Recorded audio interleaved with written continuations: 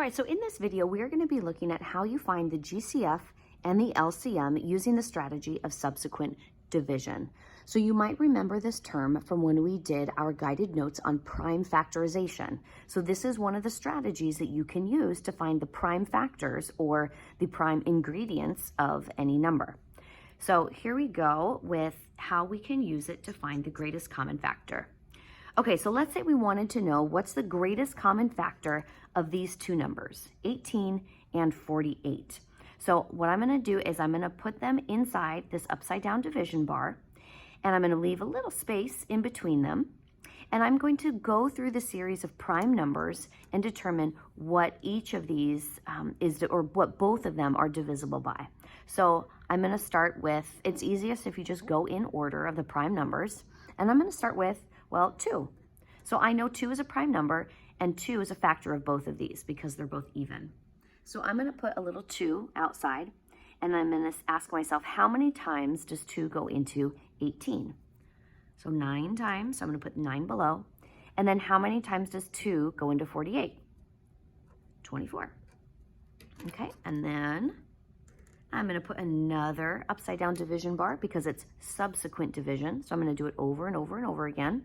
And I don't need to worry about remainders, or it's not going in evenly, because I am specifically choosing factors that I know will go in evenly.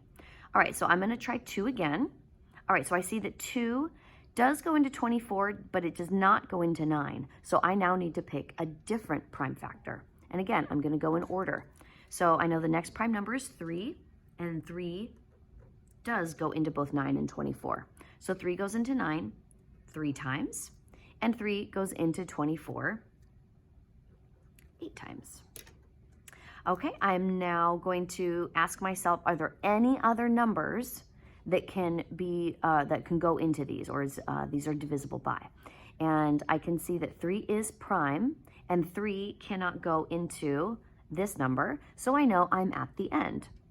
So I'm going to go ahead and gather up my numbers, or gather up my factors that they have in common.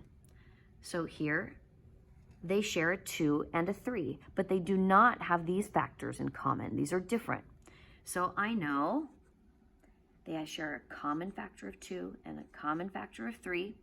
So what is then the greatest factor that they share? 2 times 3 is 6. So I know the greatest common factor of these two numbers is 6. All right, now we can use a similar strategy to find the least common multiple. So I'm going to go through this same process of subsequent division, and I've already done the thinking here. So I'm going to go ahead and just transfer over the process I used over there.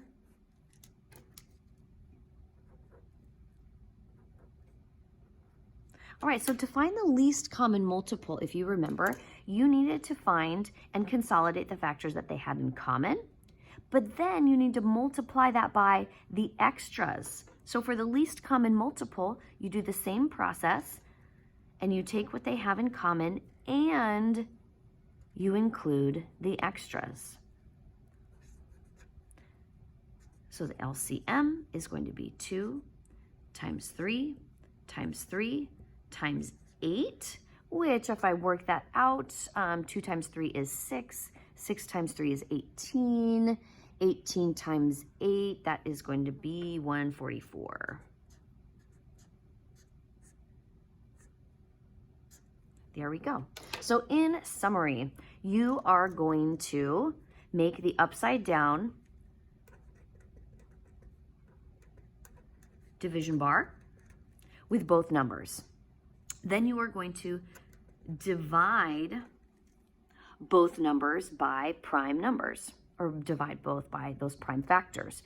And a little tip, you want to go in order. So don't skip around. So stop when there are no more factors in common.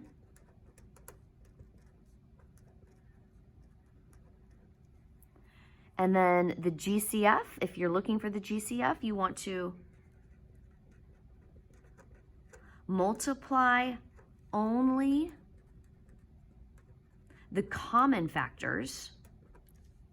And for the LCM,